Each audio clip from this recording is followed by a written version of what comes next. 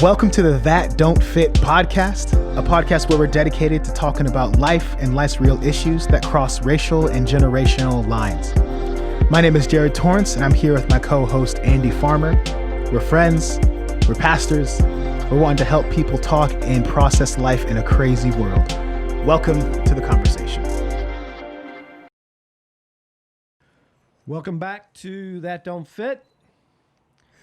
Thanks for joining with us. We are talking about structures and spaces and how to have conversations about those things. A little while back, we got into conversation about structures that affect how we understand racial issues, how those play out in structures. Structures meaning systems and institutions and things that affect all of our lives. And so today we're going to talk about spaces. Basically mean places we occupy, places that are part of who we are as people. Families a space, schools a space. And so was thinking about one we could drop into, and I thought let's just jump right into the one that matters most to us, which is the church. The church. And so I'm going to let JT jump into this and talk a little about the church as a space where we have to navigate racial and ethnic issues. Yes. The church is a big one. The fact that there even is a black church is because of ethnic partiality and because of racism, because blacks were not allowed in the white church. And so the blacks decided, black people decided, we want to worship God. We want to find a place to do this. And so it is, we created the institution of the black church. And so those kinds of divides didn't just fizzle out and now everything is all good. And there are traces of it. There are some of them big traces left in the world today. And so even now, me being a minority in a majority white church comes with a lot of problems, a lot of issues, a lot of hardships. And I do wrestle with sometimes, like, even in talking about this episode, like talking through this episode, I don't want it to come off as in like, oh, it's such a hard thing for me to go to church. Like I go there and I'm beaten and I'm wearied all the time. Like, no, like I love Jesus Christ. I love the gospel. I love this church. I love Covenant Fellowship Church, the church where we pastor. But that doesn't mean it is an easy, breezy, fun, easy, joyful, struggle-less thing that happens. Whether it's, whether you want to use the term microaggressions or whether you want to use the term of just discomfort. There's a book, there's two books I'm going to talk about a little bit. One of them is Insider Outsider by Bryan Loritts. He is a pastor and speaker who has navigated, he's got a pretty unique story because he has been in all types of spaces. So he grew up in a traditional black church, studied under Dr. Tony Evans, different things like that, through an internship and different connections he had with his father, Dr. Crawford Loritts. Then he was heavily involved with Cru, formerly known as Campus Crusade for Christ, which is a predominantly white parachurch ministry. And then he planted a multi-ethnic church that was like truly multi-ethnic. And so he's been in and out of all these different kinds of circles. And he's in Memphis now, is that right? Is he? I don't know. He's not in Memphis now. I think he's somewhere one of the Carolinas. Okay. I think that could be. Yeah. Don't quote us on that. That's right. I could have just made that up.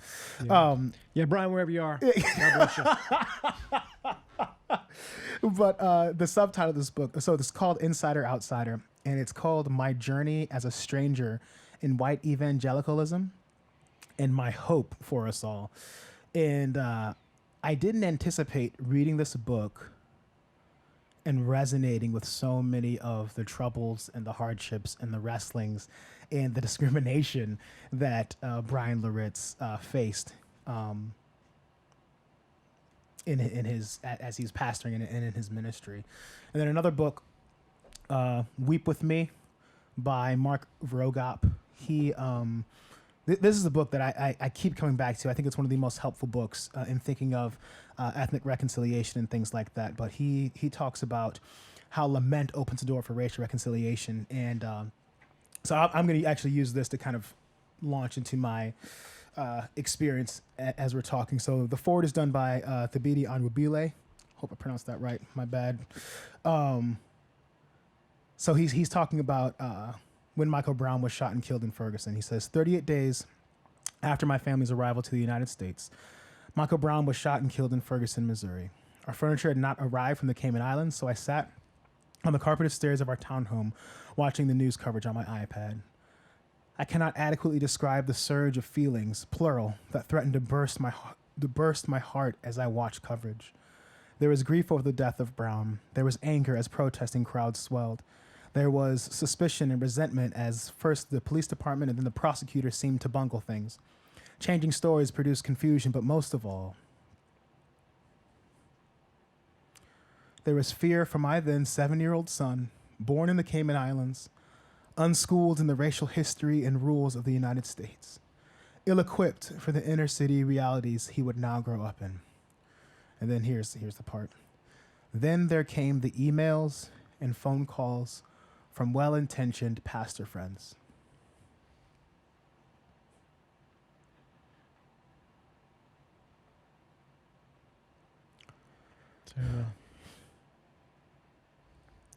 Not to check on me or my son, but to tell me how wrong I was to have written this or said that. To assure me that the narrative I had fallen for was not true. To lecture me about respectability. To predict that my son would never face what Mike Brown faced because, well, he was my son. Things got heated, then some relationships frayed, some others, sadly, ended in time. And so, I've experienced that. Yeah. and it's both disheartening, but also slightly encouraging when you hear your story through the mouth of someone else. It's like, okay, there's a common experience here. Why is my lament or my concern being edited and being controlled in such a way? It's like, okay, no, you are out of bounds here. And why was there no follow-up prior? So anytime there is I don't even want to call it viral shooting, but, a death of a black person, and the church is wanting to respond to that, the country is responding to that, it's the same cycle over and over and over again. Whether I express some type of lament or I express sorrow, it's questioned and almost attacked in a type of way. So that would be one avenue that is difficult. I remember there's a well-meaning person in a church that I was attending, that after one of these shootings, I was weeping after the musical worship, and the person turned and asked if I knew that guy personally. Mm-hmm. And like as if that's the only avenue for lamenting over the death of someone who was made in the image of God. And so there's disconnects there that are difficult. Even just walking into a room and all eyes kind of being on you, you kind of have to just get used to doing that. I think I talked earlier about in a separate episode of just wanting to make myself as least threatening as possible. Yeah. That carries into the church as well. Mm-hmm. I mean, by God's, I don't even know if it's by God's grace I should say that, but my wife is white, and so when we come in with my kids and family, it really does disarm how people view me and things like that. And so, any responses to anything? I've been kind of going for a little bit. I don't want to take this entire episode and just talk through one avenue, but well, I mean, one of the things I'm feeling is this opening up the door on this topic is opening up a lot. Yeah. Which means it's never that far from the surface. Yeah. And that's important for me to know, because we can't talk about this as if it's just a topic that we throw on the table. Yeah. We're not looking at something on the table. We're looking at something that matters to you and matters to me. though our experiences are very different. So I hear you. I identify as much as I feel like I can. I don't have any comparative experience. Yeah. Last time we talked about, I did have a time where I was fearful of the police. I have no experience to speak of on this. So, so I get it. My sense would be, if I were trying to put myself in your shoes, that I would expect certain things from the culture around me in response. But when it comes from the church, when it comes from my brothers and sisters, it cuts a little deeper. That's what I'm picking up anyway. Yeah. That is exactly right. Yeah. And you know what's interesting is, and I don't want to get too political here, but here's what I will say, is that politics have, I think I've used this phrase in a different context with some friends, and politics is kind of a Trojan horse for racialized ideas. Yeah. So I don't think it's any surprise that a lot of political pandering happens. Republicans will kind of go towards like their white audience, and Democrats will try and gather the black audience, and so a lot of black Christians feel politically homeless, but the culture in the world is they're leaning hard into those different kinds of things, and so even what happens oftentimes as the church is people think they're speaking strictly politically, expressing political opinions, which there's emotions behind that. Sometimes they're charged, sometimes they're just passionate about these things. But what is so hard for my white brothers and sisters to understand is that what is political to you, it's more than just a split between party lines for me. It is if I follow that train of thought here, there, and here, it makes me question how you view my blackness.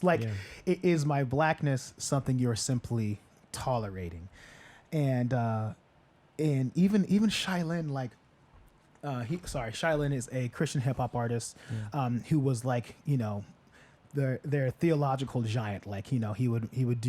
His first records and all those things were essentially just systematic theology to rap, and it's fantastic. But the moment he speaks out about any type of racial injustice or any type of ethnic disparity, it's like all of his gospel credit goes out the window. And it's just like, whoa, let's raise some eyebrows. Let's question what's going on here. What is this guy doing? Has he abandoned the gospel? And it's just like, oh my gosh, all he said was that God cares about black people. That's all he said. And, I have literally experienced that exact same thing. I've been a man who loves the gospel of Jesus Christ, and I think that's what I get most passionate and fired up about. But it's like the minute I bring up any type of ethnic disparities or want to champion justice of this type, it's all of a sudden all gospel credit goes out the window. Any relationship that I've had with you, all the times in the past when we have been in ministry together, certain things like that is completely gone. And now you see this cultural Marxist critical race theory. So it's like, oh my gosh, I don't even ascribe to those things. I'm just trying to let you into some of my emotions and how I have to process these things, because when people see me out on the street, they don't see Jared Torrance, father of four, pastor at Covenant Fellowship Church. They see a black guy, and that's it.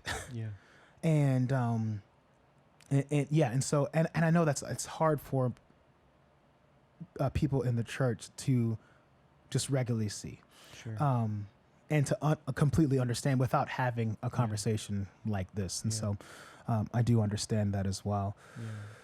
Can I ask you a question? Yes, you may. This is the question that comes to me is, yet you find yourself a minority in the church. Yes. My guess, based on what you're describing, is you didn't just wander in and say, "Oh, I feel like home."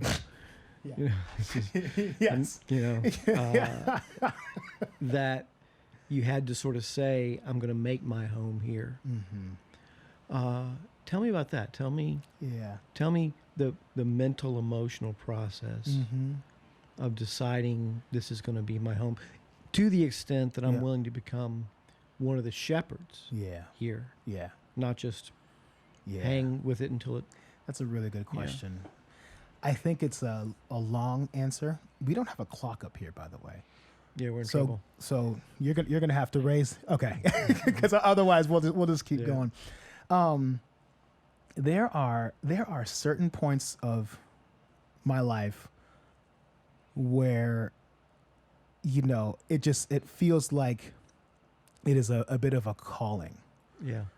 And I think it has to be a calling. Otherwise, you know, it unless I can consistently ascribe to unity and diversity in the gospel, is worth this. Mm-hmm. There's no way I'm going to be able to do this, especially to shepherd as a minority leader. Yeah.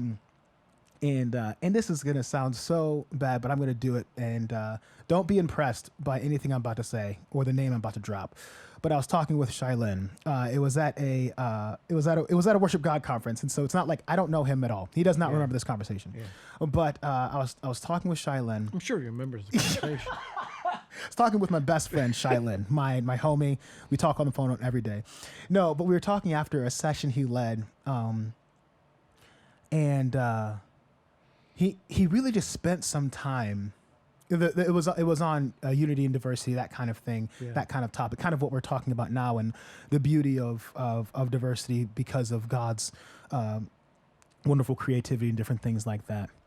And he just kind of looked at me and he's like, the only way to do this long term is if you're a pioneer in this. Mm-hmm. And if you're a pioneer, you really do have to be called to do this. Like, you can't just kind of sidestep and sort of wander in. Like, it has to be a calling, because pioneers take their lumps. Yeah. And those lumps hurt, and those lumps come a lot. And it was one of those moments where, like, you understand something important is happening, and it's a moment that you need to remember. And there was so much care in his eyes as he was telling. It was almost like a warning, like, you either need to stop and get out, or you need to bear up under this calling, leaning into the power of the Holy Spirit, and continue doing this. And I remember that conversation, and I think I reflect back on that even in coming here and coming to this church. And it's like, well, one, it's not like I don't like white people. Like, I absolutely love this church. Like, you know, I remember the first time we were able to even gather outside. And I remember, actually, no, even before that, there was an Easter video, I think it was, where they just recorded some videos of members of the church reading scripture. And I was just weeping, like, carrying these members on my heart. And so there is a genuine gospel-fueled, spirit-empowered love that I have for these people. And I think the answer to your question is, like, why am I staying here? Why am I doing this? It's like, man, because I want them to be able to understand, like, the gospel is big enough and great enough and worth it for us to do all that we can to unite and to help grow in an understanding of ethnic harmony and ethnic justice, because we have a God who calls us to do these things, who calls us to love one another, who calls us to care for the poor, care for the oppressed, all those things. And one way we can do that is by helping minorities, is by having minorities and majorities coming together, unified under the gospel of Jesus Christ, and worshiping the Savior who is worthy of all praise. Like, Jesus is worth it, I guess, is what I want them to feel. I'm even, like, sweating, like, talking about it right now. So, like, I guess it would be a continually affirmed calling to be a pioneer, which sounds so ridiculous saying out loud. But it's like, this is what I want. Like, I want people to know how good the gospel is, and I want the color of my skin to be a help in that. Like, you know, I want to be able to show the redemptive power of the gospel in reconciling black and white brothers and sisters together, and other minorities as well, if that makes sense. Did I answer the question? Yeah, you did. I mean, the question doesn't have an answer to it. I know from what you're saying that you have to approach this. A pioneer gets up every day and says, why am I doing this? Mm-hmm. For this reason. Why am I continuing? For this reason. Doesn't mean you don't have great days. Doesn't mean the pioneer doesn't hit certain points and Yes. see the big picture and say, Yeah. this is what it's all about. Yeah. Doesn't receive blessing. Yeah. But you get up and you say, okay, I got to do this today. Yeah. It's interesting, and I'm gonna be careful not to over twist this, but in a sense, in trying to build a more ethnically diverse, and I'm not talking about simply visually ethnically diverse, Right. but culturally ethnically diverse. Yeah. We're asking people who've only known homogenous Yes. Christianity Mm-hmm. to be pioneers too. Yes. You know, a lot of in my generation, Yes. we're kind of asking them, well, listen, you need to pioneer this. This is not how we did church for a long time. Right. And so what I hope is that those folks, if they're listening, that they recognize that to do this work, pioneers have to come from both sides. Yeah. Absolutely. We have to pioneer together because you can't lead us yeah. who are majority Mm-hmm. anywhere we don't want to go. Right. And so what I hear is in your call to yourself saying, how can I reciprocate in an authentic way? Mm-hmm. You know, not patronize. Right. Yes. And yes. that's the big concern. Okay, you can lip service, you can patronize. Yeah. Like that's what Loritts was talking some about in the book. Yeah. Is, okay, I get the lip service, I get the Mm-hmm. I get the we can all get together, have the prayer meeting, but where do we go from there? Yes. And, yeah. So And can I just say, Yeah. like, I see that in this church. Like, there's a couple in particular I'm thinking of. Each time I've preached around the topic of either unity and diversity or a call to recognize ethnic justice or different things like that, whether it's a challenge or whether it's a celebration of certain things that's happened, there's a couple that's come up to me each time with tears in their eyes. Not even fully having an answer or a statement, just saying, we want to be able to do better at this. Yeah. Help us. And, that is like the antithesis of what I just read in the opening of this book.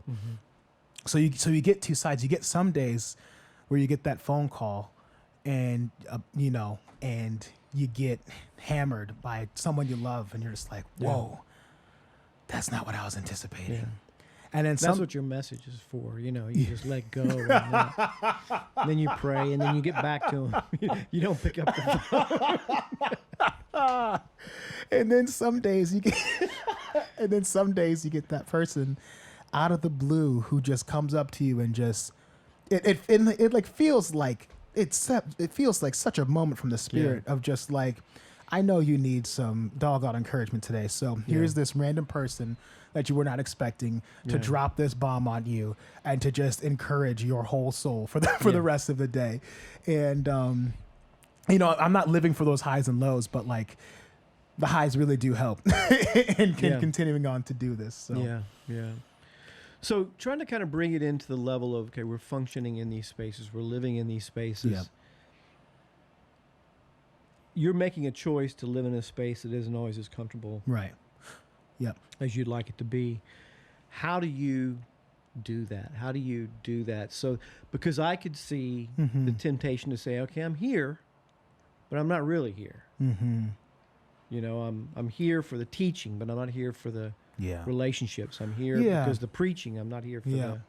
And I think one of my concerns about folks coming to the church who are doing the cross, they're coming for certain aspects of the church, and what you recognize is that no, you get the whole package. Yeah. You come for the preaching, you're getting everything that is around the preaching as well. You can't pick and choose. Yeah. So you've got to engage it all. Yeah. So how do you, as a minority in a majority church culture, how do you kind of just keep Man, there's so much. eye on the prize? There's so many spider web of thoughts I could go on. So I'm going to try and keep this concise. which that means nothing. I'm just going to start talking. We'll talk about this more. So I'm sure there's other conversations we'll have. So one thing is, well, obviously something we want to avoid is tokenism, which Bryan Loritts hits wonderfully. He hits My goodness, there are parts in that where I'm just like, woo, I need to be careful. So I've had situations in that reading that book. I was going, I thought that was a good thing. Yeah. I'm adjusted. Yes, and so so that has been super helpful. And so one thing about, one way to avoid tokenism is not to just be a face in the congregation that is there and is out. Like, to understand the value of what you can bring, which is like, I know, like in our like reformed like kind of circles, like I don't even like saying what I can bring to the church. Like that makes me want to vomit. Think about it. But there is a reality in which, in God's sovereignty, my life has looked different than these people. I process things different than the majority of this church, and that can bring a helpful perspective. So it's like, I mean, I say the same thing to my wife. Like, there's so much in her life that is unique to her that she can bring to a Bible study that people like. I want people to benefit from my wife. Yeah. Like, she's awesome. like I want them to know, but like Bethany is like the secret weapon in my household that like I just want to expose to all different kinds of people. But like every member of the church is like that as well. It's why 1 Corinthians says like, it's that body metaphor. Like we need elbows, we need eyeballs, we need toenails, like we need ears, like we need the whole body to function and to use all the gifts. To each is given a gift. Paul tells the Corinthians, like everyone is bringing something to the church. And our experiences can be part of what we bring to the church. And so to not be just a fly on the wall so that pastors can stand up and say, look at our diverse church, but for the people to actually experience the grace of Christ in your life can really help serve the church and help people see Christ as glorious. And I don't want to in any way like glorify like this big sacrificial thing that I'm doing. Like there's a whole theological camp out there that is, I don't know if you've heard of like the Black Exodus of people just leaving white evangelical churches and things like that. And it like no shade at all to those people. Like that is a very viable option. Like, if it has gotten to a point where you cannot spiritually thrive, where like there's gospel disunity happening. Like I think that's a viable option. And so I never want to like be like, oh, all the black people, we got to get to these white churches and do these things. Like that's not what I'm saying either. It's like, it's following the calling. It's following the calling of what Jesus Christ is calling you to do, to serve his church and to proclaim his gospel and to make his glory known. And there's different ways to do that. And I think, for majority people, it's the challenge is to recognize that experience is not just an occasional experience. It's not just around an election. Right. It's not just around a shooting. Yes. It's those heighten something that already exists. Which That's is great. my otherness. Yep. I feel other, and when things like this happen, I feel that much more other. Yes. Which means those are times, one of the things that you've helped me, other people have helped me, and said, listen, you might feel awkward about expressing something in those times, but that may be the very time it's most important. Even though you feel like, okay, I'm the least able to speak words of comfort here. But there's also, I think, a sense where, speaking as a majority culture guy I've always kind of been in majority culture churches. It's interesting because you sort of see us and everybody else. It's not, and our church has a lot of different ethnicities, ethnic backgrounds. Right. But it can sort of be it's us and then everybody else who's not us.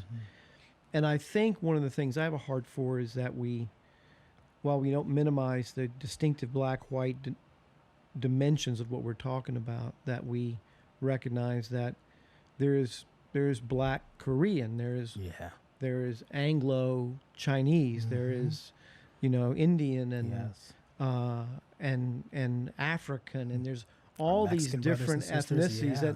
that the picture of heaven, and here's me theologizing beyond where the Bible lets you, but the picture of heaven is not black and white people learning how to get along, right? Right. We should be doing that here. Yes. You know, we shouldn't wait for heaven to get to that. Yes.